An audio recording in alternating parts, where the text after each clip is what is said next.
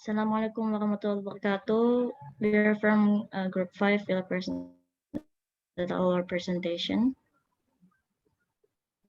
We are from group 5. We'll present our presentation. Next slide.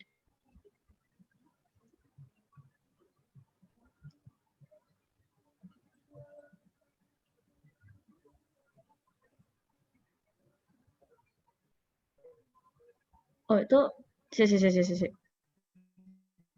Itu judulnya sama namanya tuh jadi satu ya? Judul sama namanya gimana maksudnya? Scroll ke atas. Oh tadi Malah ya. ya, tapi gitu. Ya. Saya kira di itu juga sudah ada. Itu ada kotak. Oh udah hilang. Maaf.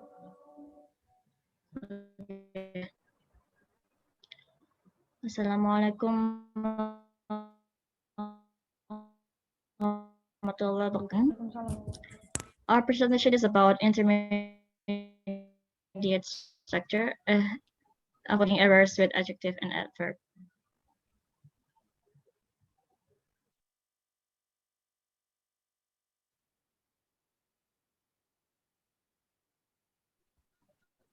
Next slide.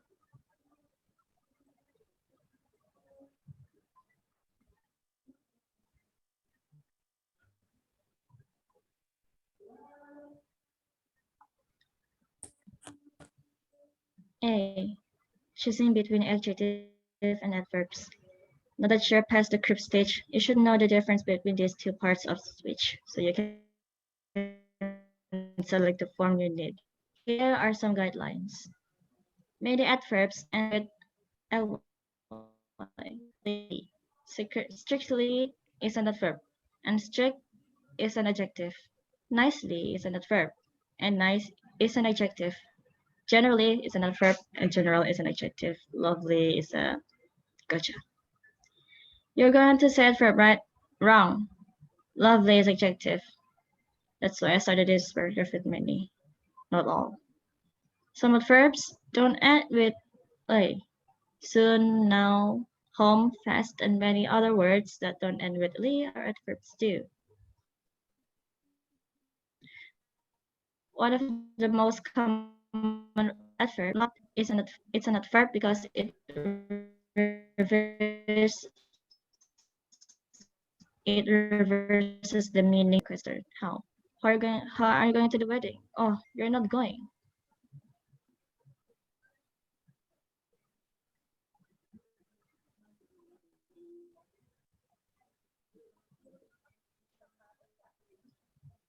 Hey, starting out good and well.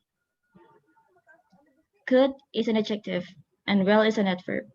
Except when you're talking about your health, I am good. Good is an adjective here. The sentence means I have the qualities of goodness, or I am in a good mood, or the sentence is a really better pickup line. I am well. Well is an adjective here. The sentence means I am not sick. I play the piano well. This time, well is an adverb. It describes how I play. In other words, the adverb well describes the verb play. The sentence means that I don't have to practice anymore.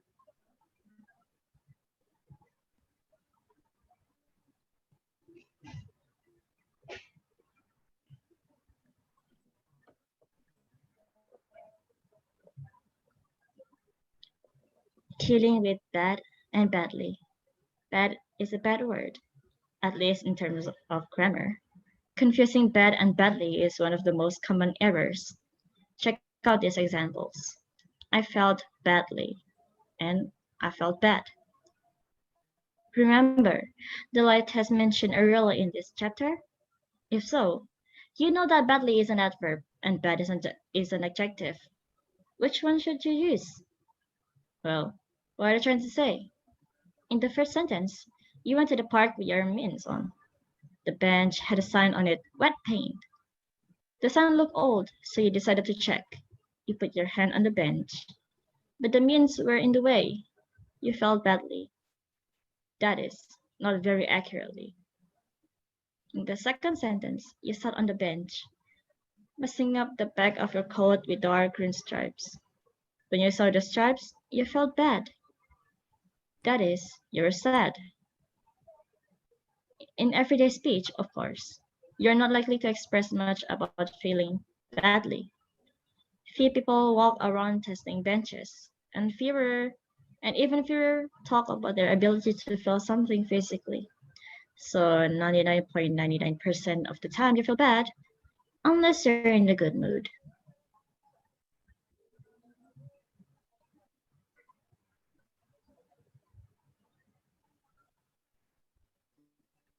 The next paragraph will be read by my friend Avy Safitri here. Okay. So next is adjective and adverb that look the same. Odd word here and there, and they are would do double duty as both adjectives and adverbs. They look exactly the same, but they take their identity as adjective or adverb from the way that they function in the sentence. Take a look at these examples. First, upon seeing the stop scene, Abby stopped short. This is an adverb. Next, Abby did not notice the scene until the last minute because she's too short. She's too short. The next, to see over the steering wheel. This is adjective. And Lola's advice is right. Abby should not drive. That adjective. Abby turned right after her last minute stop. This adverb. And Abby came to a hard decision when she turned in her license. This adjective. And next, Lola tries hard to schedule some time for Abby. Now that Abby is careless. That's adverb. Next,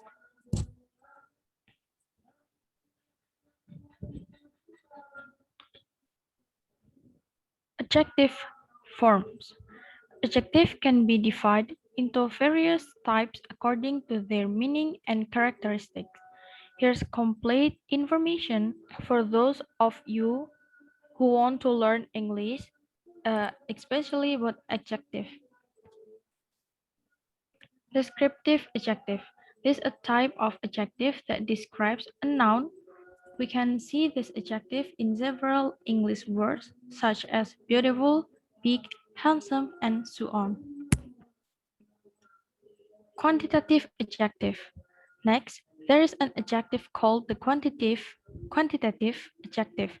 This is an adjective used to describe the number of objects that exist.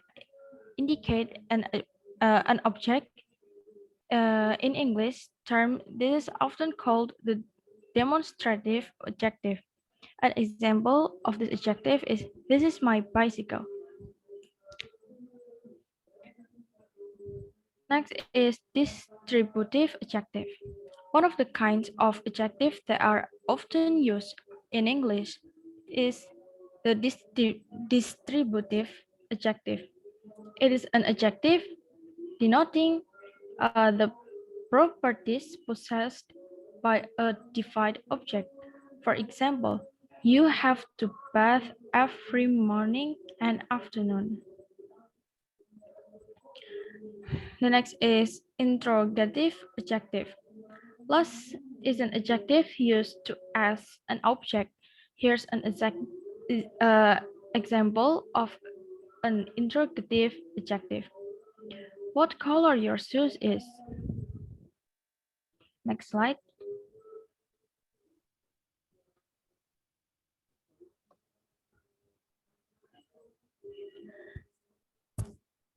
Adverb form.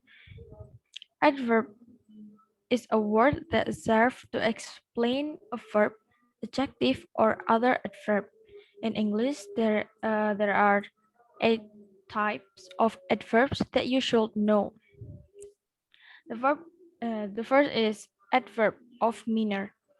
Adverb, adverb of manner provides an explanation of how or in what way an activity is carried out. Examples are sadly, happily, bravely, hard, fast, soundly, fairly, and so on. Adverb of time. Adverb of time is a word that refers to when something happened or was. Some words that are classified as adverb of time are immediately, then, or later, now, yesterday, tomorrow, later, daily, and others. Adverb of place. The adverb the adverb of place describe the place. Example of adverbs of place: here, there, below, near, and so on. The next is adverb of frequency. Adverb of frequency explain how often an activity is carried out, which includes adverb of frequency among others: often, never, frequently, sometimes, usually, rarely, and seldom or rarely. Next slide.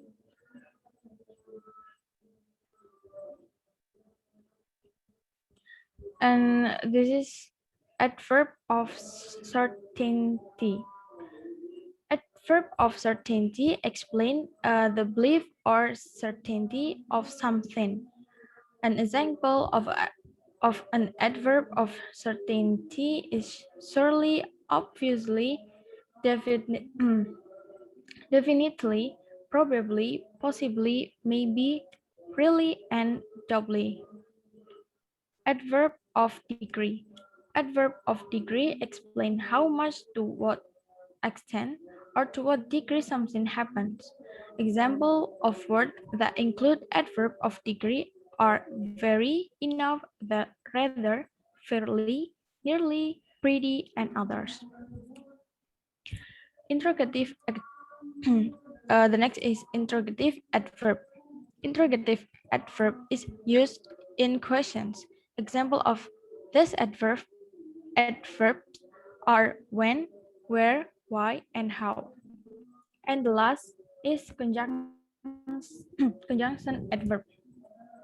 The adverb conjunction has the role of connection to clauses. Example of conjunction adverb are however, consequently, then, next, and still. And the last slide, uh, maybe my partner will continue it.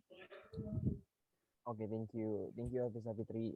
The next material is avoiding common mistake with adjective and adverb.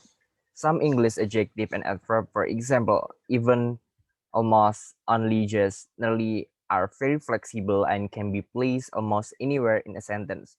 But it is very easy to make mistakes with these adverbs and adjectives. Where you place them can impact the meaning of your sentence. First is placing even in a sentence. Even is one of the sneaky modifiers that can land any place in a sentence and change the meaning of what you're saying. Take a look, take a look at this example.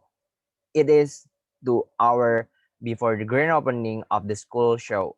Lulu and George have been rehearsing for weeks. They know they know all the dance, and Lulu has only one fine bruise left from George's tricky elbow maneuver. Suddenly, George's evil twin laser vigorously accidentally placed his foot in George's path. George is down. His ankle is sprained. What will happen to the show? Possibility 1. Lulu sure we can still go on, even later know the dance. Possibility 2. Lulu sure we can still go on, Lester even know the dance. Possibility 3. Lulu sure we can still go on. Lester know even the dance. Next. Next is what's going on here. These three statements look almost the same, but they earn. Here is what each one means. Possibility 1. Lulu surveys the 15 boys gathered around George. She know that any one of them called sleep in at a moment notice. After all, the dance are very easy. Even later, the clumsiest boy in the class know the dance. If even later can perform the role, it will be a piece of cake or anyone else. Possibility 2. Lulu survey the 15 boys gathered around George. It doesn't look good. Most of them will be willing, but they've been bushy learning other parts. There's no time to teach them George's role. Then she spies Lester. With a gasp, she realized that Lester has been watching George every minute of rehearsal. Although the curtain will go up very soon, the show can still be saved. Lester doesn't have to practice, he doesn't have to learn something new. Lester even know the dance. Possibility 3. The whole group looks at Lester almost as soon as George hits the floor. Yes, Lester know the words. He has been he has been reciting George's line for weeks now, helping George learn the part. Yes, Lester can sing, everyone hear him. But what about the dance? There's no time to teach him. Just then, Lester begins to trail around the stage. Lulu Sequi relax. Lester know even the dance, the show will go on. Next slide. The next slide is, so here the rule. Put even at the beginning of the comparison implied in the sentence, placing almost and nearly in a sentence. Almost and nearly are tricky description. Here is an example. First, lost sorry, last night Lulu worked for almost or nearly an hour and then went rollerblading. Second is, last night Lulu almost or nearly rode for an hour and then went rollerblading. In the first sentence, Lulu worked for 55 minutes and then stopped. In the second sentence, Lulu intended to ride, but every time she sat down at the computer, she remembered that she hadn't waited the plans, called her best friend, Lola, made a sandwich, and so forth. After an hour of wasted time and without one word on the on the screen, she grabbed her rollerblades and left. Almost and nearly begin the comparison. Lulu almost rode or nearly rode, but she didn't. Or Lulu rode for almost an hour or nearly an hour, but not for a whole hour. Next is placing only and just in a sentence.